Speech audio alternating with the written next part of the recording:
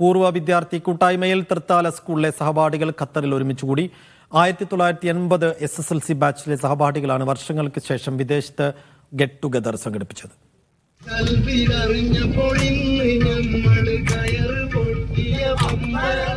സൗഹൃദങ്ങൾക്ക് കാലത്തിന്റെ പഴക്കവും ആകാശത്തിന്റെ അതിരുകളും ബാധകമല്ലെന്ന് തെളിയിക്കുകയാണ് തൃത്താല സ്കൂളിലെ നിളയോരം പൂർവ്വ വിദ്യാർത്ഥി കൂട്ടായ്മ.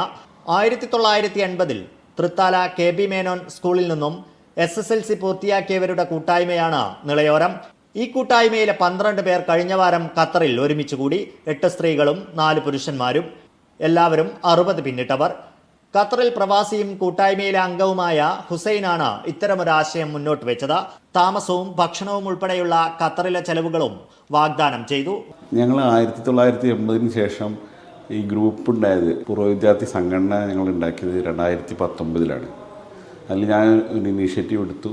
അങ്ങനെ ഞങ്ങൾ 2019 ഒരു ഗ്യാതറിങ് സ്കൂൾ അങ്കണത്തിൽ തന്നെ വെച്ച് നടന്നു.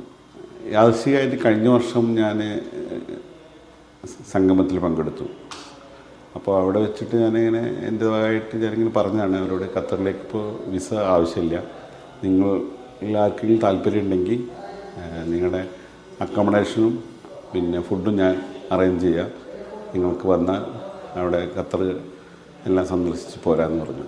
സഹപാഠികളിൽ ചിലർക്കിത് ആദ്യ വിമാനയാത്രയായിരുന്നു, മറ്റു ചിലർക്ക് ആദ്യ വിദേശയാത്രയും.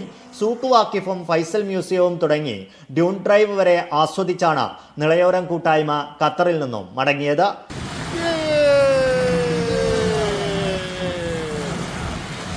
Media 1 Doha.